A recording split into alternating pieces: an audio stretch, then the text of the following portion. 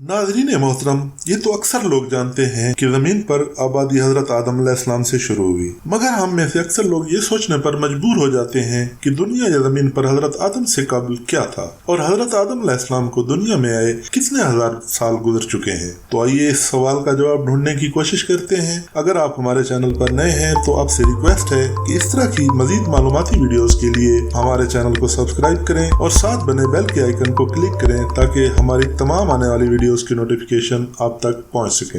आज की वीडियो में हम जानेंगे कि इस्लामी नुक्ता निगाह से जमीन की उम्र क्या है और अंबिया के अदवार का दरमियानी वक्फा कितना है। तो आइए बगैर मजीद इंतजार के वीडियो शुरू करते हैं। कुरे अर्दी में कदीम चट्टानों की तश्कील आज से तकरीबन 4 अरब 57 करोड़ साल पहले शुरू हुई। माक़ाबिल कैम्ब्रियन ज़माना इस वक्त से लेकर आज से 57 करोड़ साल का तवील दौर पर मुहित है। ये ज़माना 4 अरब साल रहा।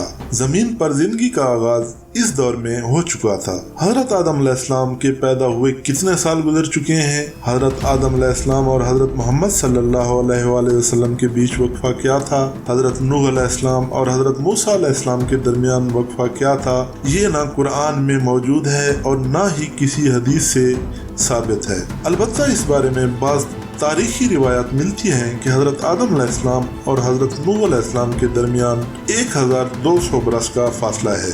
हजरत नूह अलैहिस्सलाम से हजरत इब्राहीम अलैहिस्सलाम के दरमियान 1142 साल का फासला है।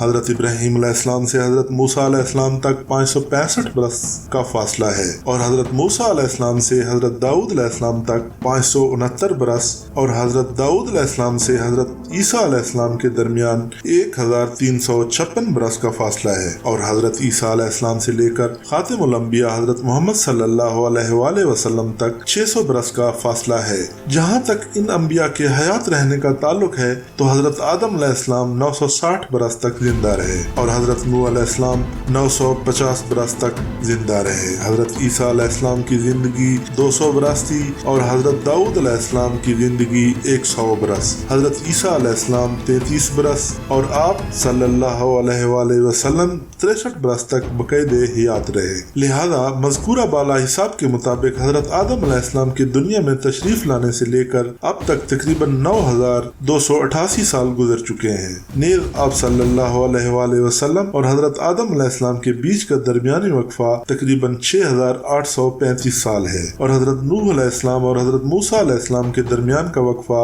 अगर हम हयात की तारीख के बारे में अपने वक्त के पैमाने की बजाय हयात वक्त के पैमाने पर सोचें तो अहम अवामिल सामने उभर कर आएंगे। मिसाल के तौर पर हयात जमीन पर पिछले 4 अरब साल से मौजूद और नशोनुमा पा रही है। हयात की इस उम्र का कायनात की लगभग 14 अरब साल की उम्र से मुवाजना किया जा सकता है। ये एक बहुत ही अहम हकीकत है जिसको साइंसदान गैर मामूली हकीकत कहते हैं। इससे हमें मालूम होता है कि हयात की नमो और इर्तिका 11वीं 17वीं यहाँ तक के कहशानी निज़ाम की तश्कील व इर्तिका के साथ जुड़ा हुआ है। कई तरीकों से ऐसा महसूस होता है कि जैसे हयात की इर्तिका का अमल एक आम कायनाती अमल हो। दूसरी तरफ हम ये बात बनी नौ इंसान के लिए ये नहीं कह सकते क्योंकि वक्त का पैमाना दोनों के लिए एक जैसा नहीं है। सबसे कदीम इंसानी बाकियात सिर्फ 20 लाख साल पहले की हैं। इंसान को जिस चीज ने मुख्तलिफ बनाया है वो है ज़बान और टेक्नोलॉजी। ये दोनों हाल ही में ज्यादा से ज्यादा सिर्फ 40,000 बरस पहले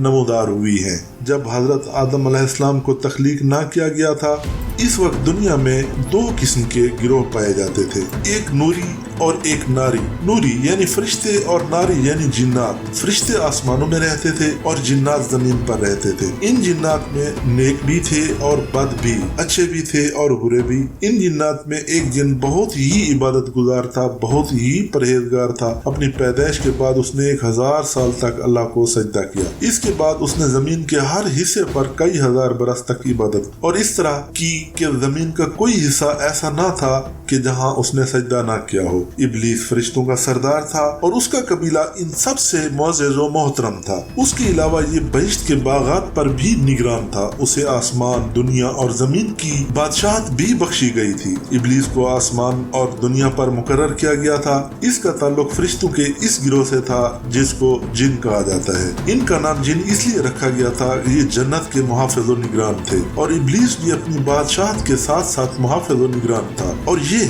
بہت زیادہ عبادت گزار تھا۔ جب اس جن نے اتنی زیادہ عاجزی اور عبادت گزاری کا مظاہرہ کیا تو پھر یہ کیسے ہو سکتا ہے کہ اللہ رب العزت کی رحمت جوش میں نہ آتی؟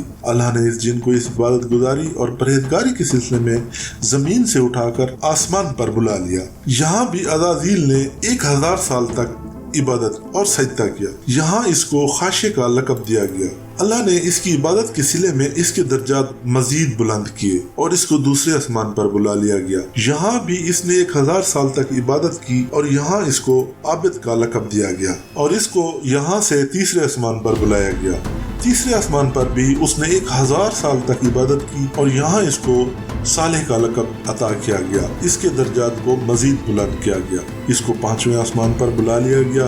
اس نے یہاں بھی حسب سابق 1000 سال تک عبادت کی اور اس کو اس عبادت اور پرہیزگاری کے سلسلے میں تقی کا خطاب دیا گیا۔ اس طرح عبادت کے ذریعے وہ اپنے درجات کو بڑھاتا 6 آسمان تک پہنچا۔ وہاں اس کو خازن کا لقب دیا گیا اور وہ 7ویں آسمان تک پہنچ گیا۔ 7ویں آسمان پر پہنچ کر وہ 1000 سال تک سجدہ ریز رہا۔ یہاں اس کو عزازیل کا لقب دیا گیا اور یہاں سے اس کو عرش معلیٰ تک بلایا گیا۔ عرش معلیٰ پر وہ 6000 سال تک عبادت کرنے کے بعد اس نے سر اٹھا کر اللہ تعالیٰ کی بارگاہ میں عرض کی کہ اے اللہ، مجھے اپنے فضل و کرم سے لوح محفوظ تک بلا لے تاکہ میں وہاں تیری قدرت کاملہ دیکھوں اور زیادہ سے زیادہ تیری عبادت کر سکوں۔ اللہ رب العالمین نے عزازیل کی اس درخواست کو شرف قبولیت بخشا اور اپنے مقرب فرشتے اسرافیل کو حکم دیا کہ عزازیل کو لوح محفوظ تک پہنچا دے۔ لوح محفوظ پر پہنچ کر عزازیل یہاں گھومتا رہتا اور اللہ کی عبادت کرتا رہتا تھا۔ اس دوران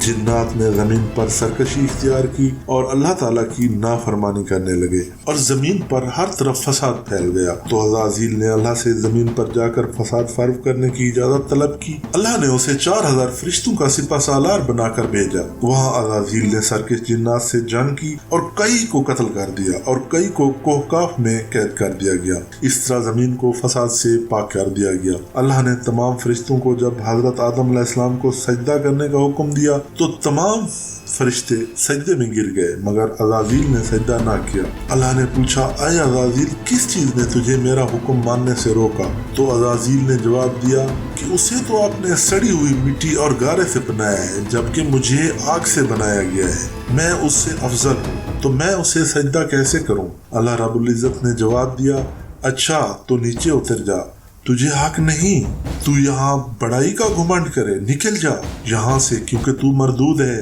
اور اب تجھ پر روز جزا تک لعنت ہے۔ عزازیل نے جو کہ اب ابلیس بن چکا تھا اس نے کہا، میرے رب یہ بات ہے تو پھر مجھے اس روز تک مہلت دے جب تک سارے انسان دوبارہ اٹھائے جائیں گے۔ اللہ نے یہ اسے مہلت عطا کی۔ اس دن کے بعد سے یہ مقرب فرشتہ یا جن انتہائی پرہیزگار جن عزازیل ابلیس بن گیا اور یہ ابلیس انسان کا سب سے کھلا اور بڑا دشمن ہے۔ ابلیس 4000 برس تک جنت کا خزانچی رہا، 40000 سال تک ملائکہ کو واز کرتا رہا، 80000 برس تک ملائکہ کا ساتھی رہا، 30000 برس تک مقربین کا سردار رہا، 14000 برس تک عرش الہی کا طواف پرہیزگاری کی بنیاد پر کرتا رہا۔ زمین کی تخلیق کے لیے مزید اسلامی اور جدید تحقیقات پر مبنی معلومات ہماری نیکسٹ ویڈیوز میں ہیں جن کا لنک ڈسکرپشن میں دے دیا جائے گا۔ اور آخر میں ایک ریکویسٹ ہے کہ اگر آپ کو ہماری یہ ویڈیو اچھی لگی تو ہمارے چینل کو سبسکرائب کریں اور ساتھ بنے بیل کے نشان پر کلک کریں تاکہ ہماری تمام معلوماتی ویڈیوز آپ تک پہنچ سکیں۔ السلام علیکم۔